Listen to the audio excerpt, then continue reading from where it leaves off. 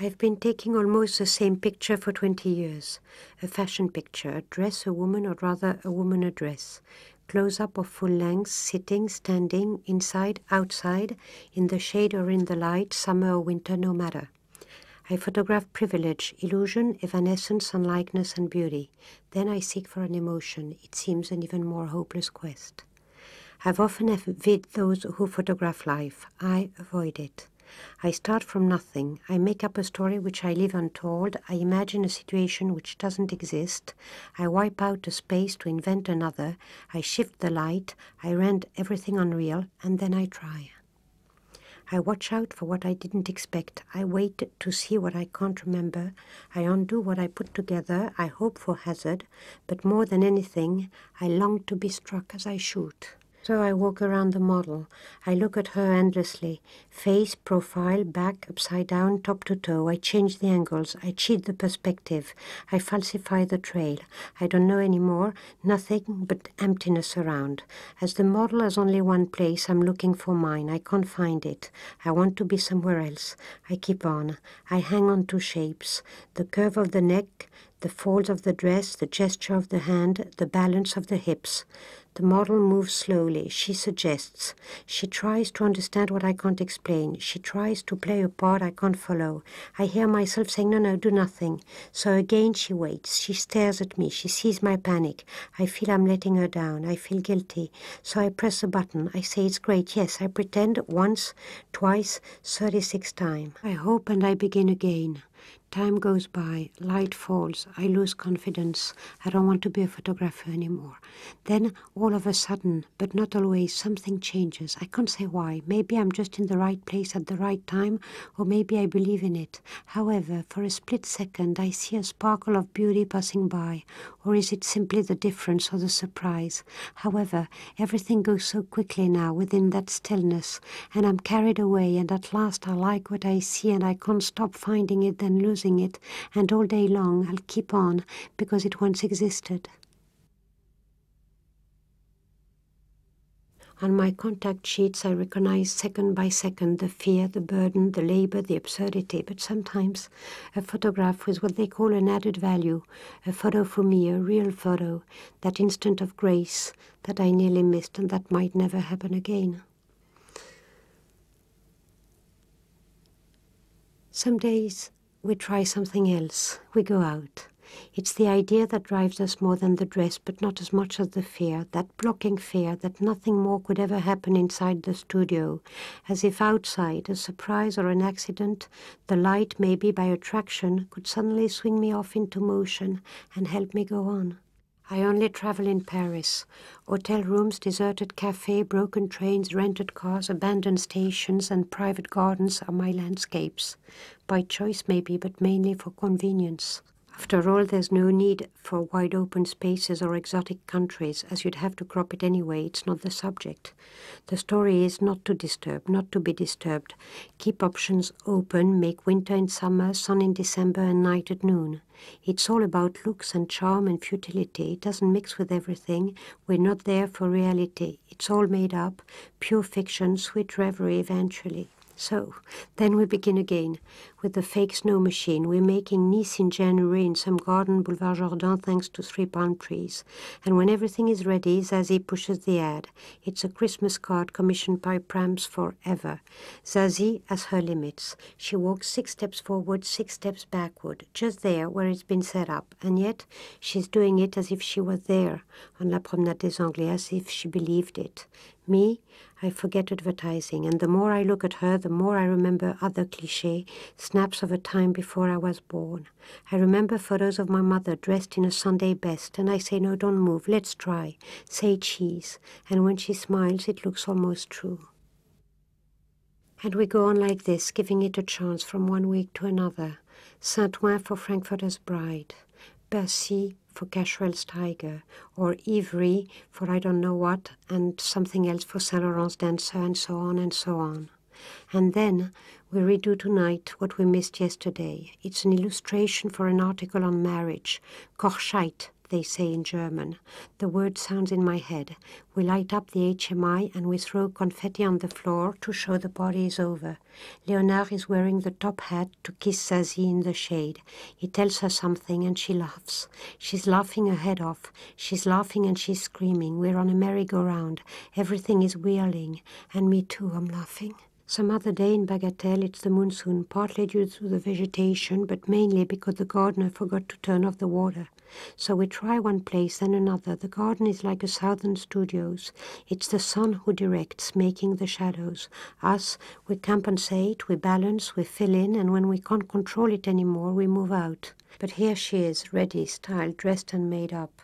Time has already gone. I'm not there to experiment. Someone said to me the problem with this job is that you always have to privilege the performance rather than the searching.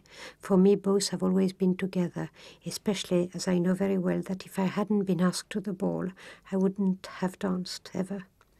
It is a help that my work is applied. It gives sense to derision. It frames me, and after all, it is a direction. Later, underneath the trees, she falls asleep. Nothing's happening. Then, through the leaves, the sun speckles her face like the spots on a dress. I remember some blonde woman in old German movies I liked, and again I'm carried away, and all day long we're telling stories that'll never be shot, just glanced. This same afternoon on the lawn, a peacock coming from elsewhere spreads out his tail, long enough for me not to ignore him. It was for sure the best photo of the day. It's true, it was more than I could have imagined. At Cap Ferrat, early in the morning, in the Jardin à la Française, it was just like in Sussex.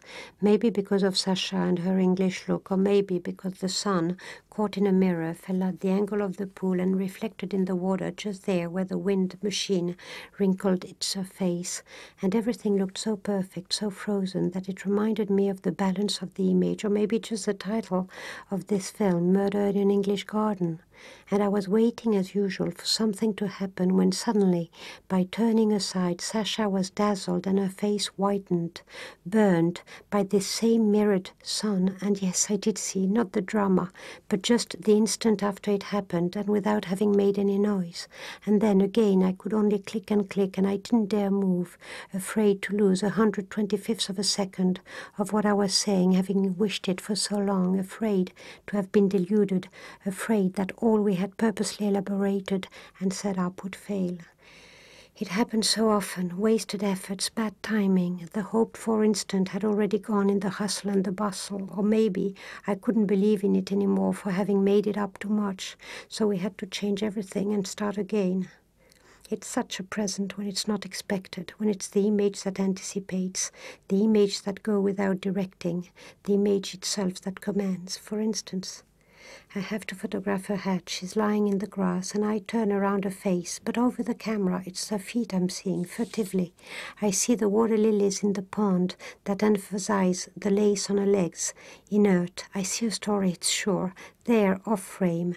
I don't need to invent anymore, and even if I don't know yet exactly what it's about, there is a before and an after. The instant is there, it's all I need, and then it's so simple to photograph. These moments are rare. They come when not expected, often during dead time, when she's getting ready and I wander around or scout, and when it's no longer important and suddenly something twinkles in my eye as I'm passing by, so I shoot just to see what I see. With these, there's a lot of waste and no contacts. It's double or quits, sometimes triple, never more than what's left in the camera, always less than 8. I throw a lot away. The only roughs are these that remain. It's the instant snapshots with all the hazard and joy that this word means for me who spent so many hours for 1 second. How many more times do I have to pretend it's true Lauriane, 6 years old, is asking me, pulling Christine Bolster, the giant Barbie, beside the pool? How many more times, eh? I cheated. I promised the moon if she yelled louder, if she pulled harder, if she leaned lower, if she looked higher and showed the garment better, and let the coat blow and make it all look truer than true. And between the bravo, the thank you, the kisses, the I beg you and I swear you, I kept on shooting as long as she let me. Anyway, it was I give you, you give me. One photo equal one present. Lauriane was crazy about shoes, and so went Vogue Bombini shopping. When arrived the bravo, you winning the soul, bravo, you winning the shoelace, bravo the other soul, it meant the photo was nearly over. A promise is a promise, otherwise no game. Strange game. Poker game. You have to believe in miracles or magic more than in photography. Look in the camera. A little bird will come out. Yes, yes, I mean it. Look in the camera. Tell me his color. Blue? You said blue? Yes. You saw him then. Bravo, bravo. Look again. Ultramarine blue or periwinkle blue? Don't move. Please don't move, Morgan. Look again. It's beautiful. Your eyes are blue. Bluer than the bluebird. Azure blue. Look again. It's beautiful. Oh, yes, it's blue. I didn't know what I was saying. I remained my eyes stuck to the camera, hypnotized while she was looking at me raving. Nothing astonished her. She had seen it all with what she was telling herself. Don't worry, she said. I understand everything, and it was true. We worked like this for 5 days, 5 exhausting and fascinating days. I can't evoke them without waves of tenderness and gratitude to you, Morgan, my little Red Riding Hood in black. And I thank you, and you too, Lauriane and Tristan and Isabelle and Yael and Amina, my little friends, my teammates of a day, my favorite partners in the Chimera chase. Yes, Alexandra, the Chimera chase. Same story, which kept us together all along Mississippi, like a tacit pact or a voodoo rite, like a witch's potion, making the still image move, making the cinema.